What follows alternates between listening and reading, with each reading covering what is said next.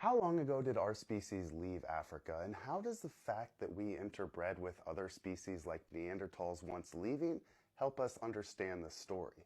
There's been a lot of new evidence published over the last year or two, so let's talk about it. The Arabian standstill hypothesis has really changed how we tell this story. This was based on genetics, it's based on a study that was published a year or two ago, and what they found is that the ancestors of modern sapiens outside of Africa today, from that population that left long ago, they seem to have actually left this region like as recently as 55,000 years ago or so.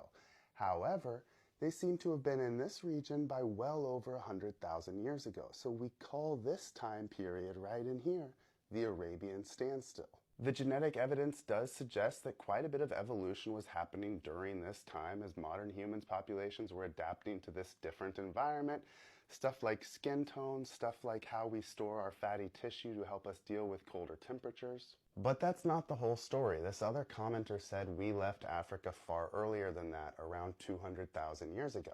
And if we in this context is simply referring to our species, yes, that seems like it is likely true. While the encounter with Neanderthals from the population that led to the modern-day sapiens outside of Africa, that evidence suggests that interbreeding happened between 50 and 43,000 years ago, there's also other evidence of more ancient interbreeding from populations of sapiens that didn't persist to the modern day. There's evidence that the ancestors of sapiens and the ancestors of Neanderthals first met up and hybridized between 200 and 250,000 years ago. Those early encounters actually led to the Neanderthals losing their Y chromosome.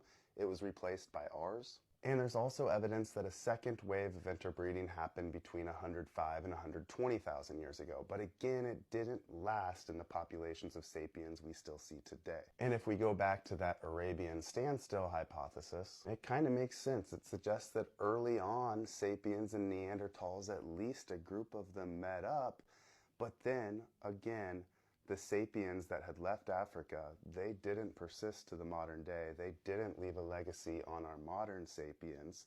They seem to have gone extinct locally out here, while our population was still kind of having this area as a holdout. Remember, evolution isn't making one group better than the other. Evolution is always happening as populations are moving around the world and adapting. So our ancestors were always evolving to the environments they were living in. What would make them better suited for that environment?